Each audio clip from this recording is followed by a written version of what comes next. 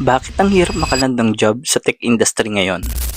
Good day mga bro, Mr. B nga pala. For today's video, pag-usapan natin kung bakit parang ang hirap makaland ng job ngayon. Kung mapapansin nyo mga bro, ang daming nag-a-apply pero parang konti lang yung natatanggap no. So, bakit nga ba ganito? Ikaw, na-experience mo na ba yung nag-a-apply ka naman? Pero parang ang hirap makakuha ng offer? Bakit kaya? Sige, pag-usapan natin ngayon. Sa totoo lang mga bro, sobrang daming dahilan kung bakit ang hirap makaland ng job sa tech industry ngayon. Pero pag-uusapan lang natin yung top 3 na alam kong dahilan. Una, maraming na layoffs. Alam niyo mga bro, during pandemic era, sobrang daming nag-mass hiring na tech company. At nagkosto ng maraming redundancy position. Pero sa totoo lang mga bro, isa sa reason bakit marami din silang hinire na tao is dahil naniniwala sila na pag mas maraming power, mas mabilis matatapos ang isang project. At dahil madaming na layoffs, madami din tayong kalaban sa pag-a-apply or sa position na ina-applyan natin. Pangalawa, maraming fresh graduates at career shifters.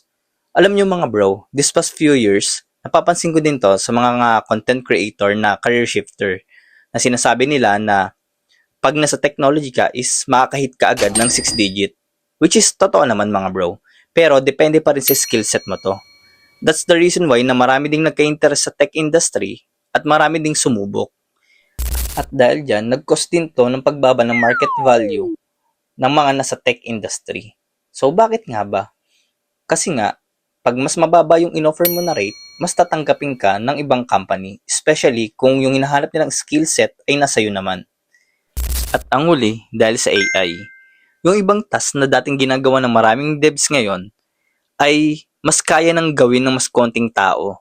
Kaya ang nangyayari, mas konti yung hiring, mas madaming competition.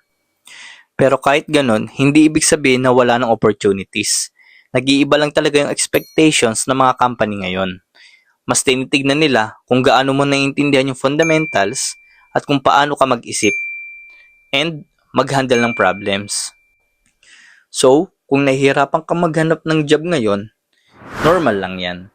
Nag-iiba talaga yung market. Ang importante, tuloy-tuloy ka sa pag-improve ng skills mo, practice, at pag-build ng understanding sa technology na ginagamit mo. Gamitin mo yung AI as a tool.